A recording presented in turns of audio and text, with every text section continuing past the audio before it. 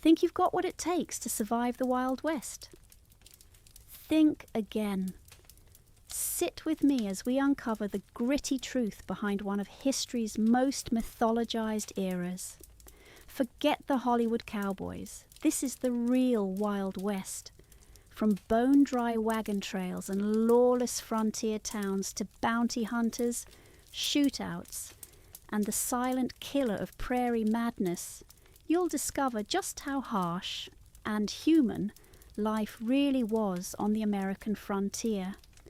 But before we begin, I would really appreciate it if you would drop a comment letting me know where in the world you are tuning in from and what time it is for you now. And if you enjoy your time here with me, please click that like button and consider subscribing as well. It would really help me to continue my passion of providing educational, entertaining, historical videos for you. Now let's begin. Picture this. The year is 1852. You're standing beside a creaking wooden wagon, your boots sinking into the churned dust of Missouri soil, staring westward into the rising sun. You've got 2,000 miles to go and no idea what's coming. You've sold your house, traded your furniture for oxen, and said goodbye to every friend who thought you were mad for chasing the promise of California. But gold fever and desperation are powerful things. So here you are, crammed with your family into a rickety wagon loaded with flour, bacon, dried apples, and hope. You're about to join a long, snaking caravan of other pioneers on the Oregon Trail, or maybe the Santa Fe or the California Trail. They all lead west, and they all demand a price. The journey will take 4 to 6 months, if you're lucky. There are no gas stations, no paved roads, no pit stops, just prairie, mountain, and desert, and every step west is a gamble. The wagon looks romantic in paintings, canvas top, squeaky wheels, sturdy oxen, but what they don't tell you is the noise, the moaning wood, the bellowing beasts, the babies crying, the coughing from dust-choked throats. You walk beside it. Most pioneers didn't ride in the wagon. Too heavy would break the axle. Your boots blister, your hands swell from gripping rough leather reins. You sleep in the dirt, and every single day you eat the same thing, hardtack, bacon, beans. People start getting sick fast. Maybe it's the water from that shallow creek. Looks clean, but it carries cholera. Or maybe it's just exhaustion. You see your first grave within the first week, a simple mound of earth, a crude wooden cross. Infant daughter, aged 3 months, the mother walks on in silence. The real killers out here aren't wolves or bandits, it's the water. It's what happens when hundreds of travellers dig shallow latrines near their campsites. It's what happens when flies settle on bacon and people skip boiling their water to save firewood. Cholera can kill in hours. You feel fine in the morning. By evening, you're writhing in your bedroll, vomiting, your body dehydrated beyond recovery. The group digs another shallow grave. Dysentery is slower, more cruel. You leak blood for days, fever, delirium, and then silence. Sometimes whole families vanish before reaching the Rockies, and no one stops. The trail doesn't wait. Rivers are the most feared obstacles on the trail. Wagons must be corked and floated across like makeshift boats, or forded at shallow points, hoping the oxen don't panic. Many drown. A family loses control of their wagon midstream. The current grabs it, screams. A child swept away. The rest watch helplessly from the shore. There are stories of men diving into the water after children, only to vanish themselves. The river gives nothing back. Storms out here are not polite. Lightning can strike out of nowhere, ignite in dry grass, spooking the oxen. You've seen prairie fires sweep toward camp faster than you can saddle a horse. Campfires, too, are dangerous. One spilled pot of grease can set a canvas wagon aflame. And if your powder kegs are nearby, well, that's the end of your journey. Firearms are essential, but unpredictable. Accidental discharges from tired hands. A child playing with a revolver.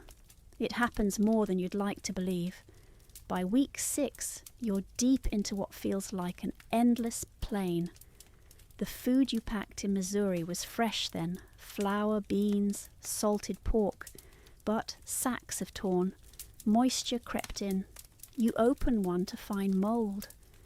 Worms in the rice. You ration what's left. A father gives his children his biscuit and eats nothing. A mother mixes boot leather with creek water, trying to soften it into something edible. Your body weakens. You can't sleep from the hunger. There are stories, real ones, of people eating rats, of killing the family dog, of boiling bones twice just to taste the marrow, and then come the Rockies, beautiful from a distance, devastating up close. Wagon wheels snap on the jagged rocks. Oxen collapse. You unhook the beasts and push the wagon yourself, inch by inch, praying the axle holds. Snow comes early some years, trapping entire groups in high passes. The Donner Party tried to take a shortcut through these mountains. They paid for it with flesh. You've heard their story whispered in campfires. At night, you wonder if you'll share their fate. You start counting graves, a few each day at first, then more, some marked, others not. Children buried with dolls, husbands beside wives, crosses carved with the names of people who dreamed big and died anonymously under endless sky. One day you pass a grave freshly dug. A traveller, perhaps ahead of you by a few days, just couldn't make it. A faded bonnet still tied to the crude cross. You wonder if you'll be next. Even if you survive, if you make it to California or Oregon, you don't arrive triumphant. You arrive broken, your wagon's in pieces, your shoes are held together with twine. Your child is thinner than you ever thought possible. Your hands are blistered, your eyes sunken, and your soul somewhere behind you on the plains. And guess what? Now you have to start building a house. From scratch. In hostile land. With winter coming. So, think you could survive a day in the Wild West? Out here, a single day could kill you. And if it doesn't, there are 179 more waiting to try. The wagon trail west wasn't just a road, it was a reckoning, and most who walked it left a piece of themselves behind. Now, imagine you've just rolled into a dusty frontier town. The sign reads, "Welcome to Deadwood." The streets are mud, the saloon doors swing, and everyone's packing iron. If you're expecting law and order, you've come to the wrong place. In the Wild West, justice didn't wear a badge. It wore a smirk and a loaded 6-shooter. Towns like Dodge City, Tombstone, and Virginia City weren't governed by modern rule books. They were stitched together with whiskey, fear, and the flimsiest thread of law, just enough to hang someone. You might think the sheriff was the hero of the town. Think again. Let's talk about the man behind the badge. He might be a former outlaw himself, appointed by popular vote in a town desperate for order. He's underpaid, usually drunk, and just as likely to shoot you as save you. There were no formal academies, no background checks. You became sheriff by being the scariest guy with a mustache and a loud enough voice. Some enforced justice, others enforced loyalty to the saloon owners, gambling bosses, or whichever cattle baron kept their pockets full. And when things went bad, justice didn't come in the form of a court date. It came from the end of a rope or the barrel of a Colt revolver. The code of the West was written in lead. Disputes over poker hands turned into bloodbaths. Someone cheats at faro, accuses the dealer, reaches for their gun, and within seconds 3 men are dead and 5 more are ducking behind barrels. There are no sirens, no backup. The sheriff might be in the saloon or part of the fight. Take Wild Bill Hickok, the legendary lawman and gunslinger. He once shot a man for making a joke during a card game. He also accidentally killed his own deputy in a shootout gone wrong. Or consider Tombstone's infamous gunfight at the OK Corral. It lasted less than 30 seconds. But by the time the smoke cleared, 3 men were dead and the rest were legendary. These weren't carefully executed arrests.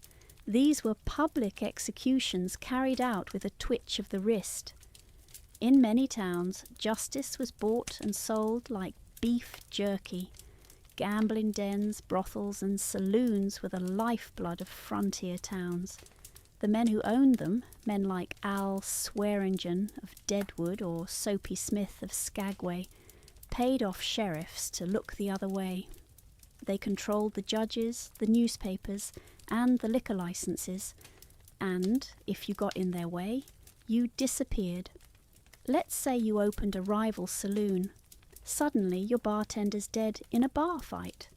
The sheriff investigates if he's not on the payroll and rules it a suicide. Case closed. No appeals, no lawyers, no protection. Sometimes there wasn't a sheriff at all, or the one in town was so useless the people took matters into their own hands. Enter the vigilantes. They wore bandanas, carried torches, and decided guilt before sunset.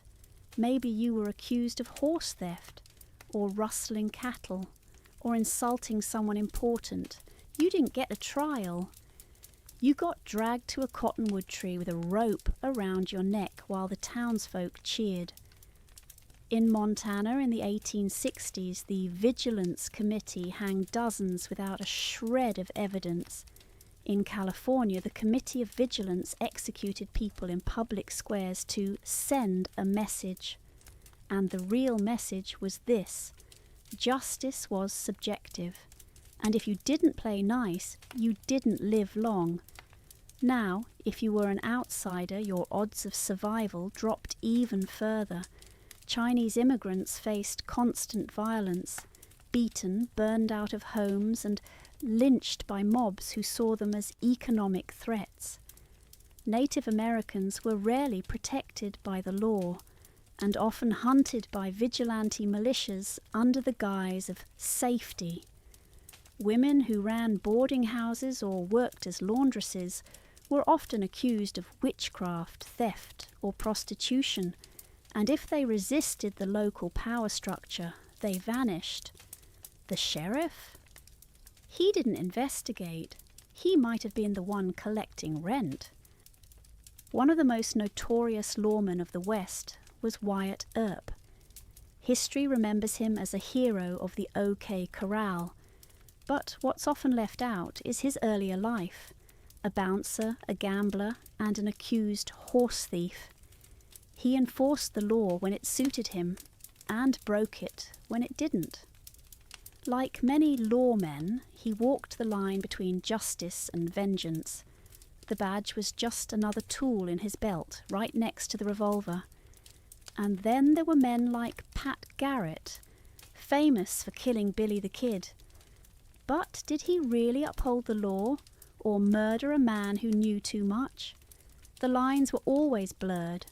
The sheriff was sometimes judge, jury, and executioner, and sometimes he was the criminal.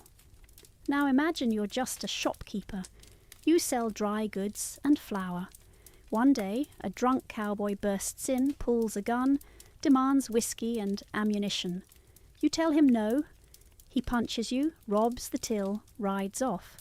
You run to the sheriff. He's asleep, or drunk, Or playing poker with the man who robbed you. You plead for help. He waves you off, tells you not to cause trouble. You realize then that you're on your own, like everyone else. That's the truth of the Wild West. The law didn't protect you. It tolerated you until you became inconvenient. People romanticize the frontier. They picture brave lawmen keeping the peace with courage and grit. But the truth is more chaotic. The Wild West was a system teetering on the edge, a powder keg of poverty, ambition, addiction, and fear. Sheriffs weren't supermen, they were human, flawed, frightened, and often just trying to survive like everyone else. The law wasn't a line in the sand, it was a cloud of dust, shifting with the wind, settling wherever power dictated. And in that dust, many lives were lost. So you think you could have survived a day in a Wild West town? Maybe you walk into a saloon, maybe someone accuses you of cheating, maybe the sheriff's watching, maybe he knows the man threatening you, maybe you're dead before you hit the floor, and when the dust settles, the sheriff tips his hat, pockets a coin and walks away. Because in the Wild West, justice didn't come with a badge. It came with a warning. It only takes one wrong move, one wrong glance, one overheard conversation, and suddenly there's a price on your head. In the Wild West, you didn't have to be guilty to be hunted. You just had to be convenient. The frontier was full of ghosts, men who changed names like shirts, who moved from town to town with a revolver at their hip and a secret in their eyes. Some were legends, some were monsters, and some were both. But even worse than being an outlaw was being mistaken for one. The moment your face appeared on a wanted poster, your life changed. It didn't matter if the accusations were real, exaggerated, or completely false. Rustling a few cattle, robbing a coach, calling a banker a cheat in public. Someone prints your name, scribbles your likeness, tacks it to a post, offers $200, dead or alive. That's a year's wage to most cowboys, enough to tempt the desperate, the greedy, the sadistic. From that moment on, you're prey. And the West is full of predators. Some outlaws were born out of circumstance. The James brothers, Jesse and Frank, fought as Confederate guerrillas during the Civil War. When peace came, they didn't stop fighting. They robbed banks, trains and stagecoaches with military precision. Others, like Billy the Kid, grew up with nothing, orphaned, illiterate, forced into violence. By the time he was 21, he'd killed at least 8 men. He was charming, fast with a gun, and utterly doomed. But here's the catch. These weren't movie villains. They were real men, fueled by anger, desperation, and opportunity. And they weren't alone. The Dalton Gang, Butch Cassidy and the Sundance Kid, the Wild Bunch. They made their names by defying the law and leaving a trail of bodies behind them. Stagecoaches carried cash, gold, and mail. Trains held payrolls and passengers. And every stretch of open land between towns was an ambush waiting to happen. You could be riding home with your paycheck in your satchel, and suddenly masked riders appear over the ridge, guns drawn, horses kicking up dust like thunder. They don't ask questions, they don't take chances, they shoot first, search your pockets later. Survivors were lucky. Victims disappeared into gullies and ravines buried under sagebrush. Now, picture this. You're a ranch hand riding alone through Arizona. You stop at a general store for supplies, buy a tin of coffee, some bullets, a pair of boots. The shopkeeper stares a little too long. He says you look familiar. Maybe you've got the same scar as the man who held up a Wells Fargo shipment last week.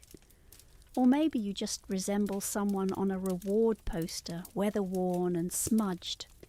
He sends a telegraph to the next town. By the time you reach the saloon, there's a man waiting, duster coat, rifle, steel eyes. He's not here to ask questions. He's a bounty hunter. Some bounty hunters were ex-soldiers. Others were failed sheriffs, washed-up cowboys, or outlaws themselves looking to earn their way back. They didn't care if you were innocent, only that you matched the poster. They tracked by boot prints, cigarette ash, old acquaintances. They'd camp for days outside a town, watching, listening, waiting. And when they came for you, they didn't knock. They burst through the door in the dark of night, hog-tie you, or shoot you in your bed. If they brought you in alive, it was because you weren't worth the bullet. And if they couldn't find you, they might take your brother instead. And then there were the Pinkerton detectives. Founded in the 1850s, they were America's first private security agency, armed, organized, and ruthless. Hired by railroads and banks, they hunted high-profile targets like Jesse James and Butch Cassidy across state lines. They tapped telegram wires, infiltrated gangs, used undercover agents, but they also cracked skulls during labor strikes, threatened journalists, spied on civilians. If you were suspected of anything, even organizing a protest, they could be dispatched to destroy you. They had no badge, no oversight, just a contract and a reputation for finishing the job. Modern movies make outlaws look noble, misunderstood Robin Hoods, but most weren't. They were killers. Jesse James once shot a man in the back for not handing over his watch fast enough. The Dalton gang tried to rob 2 banks at once and gunned down civilians who resisted. Billy the Kid stabbed a man in the throat over a card game. Yet newspapers turned them into legends. Ballads were sung, penny novels sold like wildfire. Why? Because the public hated banks, hated the railroads, and the outlaws were symbols of rebellion. But if you crossed them, you'd find no mercy in their campfires. Let's say you get out of town. You ride into the hills. Hide under a false name. You think you're safe. But every creaking floorboard sounds like boots. Every knock on the door turns your stomach. Every stranger at the saloon might recognize your face. You don't sleep. You don't write home. You don't laugh anymore. Because being an outlaw, or being mistaken for one, isn't romantic. It's a slow, grinding death. A life lived in whispers and shadows. You don't have to rob a bank to die like an outlaw. You could owe a powerful man money, refuse to sell your land, or say the wrong thing in a crowded bar. Next day, your name's on a poster. No explanation, no defense. And someone's already loading their rifle. The Wild West didn't need monsters hiding in the dark. It had bounty hunters on horseback, outlaws with twitchy fingers, and sheriffs who turned a blind eye. One mistake could make you a fugitive. One rumour could sign your death warrant. And whether you were guilty or not, in the Wild West, the reward always spoke louder than the truth. You thought it was the guns, didn't you? The bandits, the shootouts, the raging rivers. But what really killed people in the Wild West was silence. You step outside your sod house and there's nothing. Not a neighbour in sight, not a tree on the horizon. Just flat, dry land stretching so far it seems to bend the sky. Your ears ring with the wind. The same wind that's been blowing all week, whispering through the cracks in the wall, pushing dust into your eyes, your teeth, your dreams. And that's when it hits you. You're alone, After the Homestead Act of 1862, thousands of Americans rushed west to claim free land. All you had to do was farm it for 5 years. It sounded like salvation, a fresh start. But the truth was much harder. Most homesteaders lived dozens of miles from the nearest town, and often from the nearest human being. Their houses weren't charming log cabins, but dugouts in the side of hills or sod huts made from dirt and prairie grass. No insulation, no running water, no help, just you, the land, and time. You can't imagine how quiet it was. No cars, no radios, no neighbours knocking, no footsteps outside the door. Day after day you woke to the same grey light, the same endless plain. You looked out and saw no change, no movement, no sign of life but the wind bending the grass. The sun rises, the sun sets, your body works, your mind drifts, and the silence begins to whisper. Prairie madness, they called it, and it is real. Doctors and newspapers documented cases of men and women who cracked under the weight of isolation. Some stopped speaking entirely. Others walked out into the fields and never came back. One woman tore down every curtain in her sod house because the silence convinced her the dark corners were hiding eyes. Children became listless, or wild, or mute. And what did the community do? Nothing, because there wasn't one. For women, the experience was often worse. Imagine being a young bride from Boston now living in a dirt hut in Nebraska. Your husband leaves at dawn to tend cattle or ride into town. He'll be gone for days. You are alone, with the children, with the wind, with the fear that if something goes wrong, if a child falls ill, if a snake slips under the door, no one is coming to help. Letters to home are filled with desperation. I hear voices that are not there. The wind scratches at my brain. I fear I will not last the winter. And often they didn't. The silence was one thing, but the winters? They were something else entirely. Blizzards would howl for days, burying homes under snowdrifts taller than a man. You couldn't open the door. You couldn't leave. You'd sit by the fire counting potatoes, rationing flour, and praying the roof didn't cave in. Sometimes people were found months later, frozen in their chairs, curled in bed with their children, bones beside the hearth.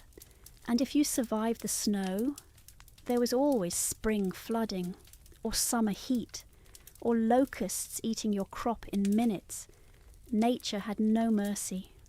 What does this do to a person? Imagine going weeks without speaking to anyone but your family. If you even had one, your thoughts get loud, they echo, they twist.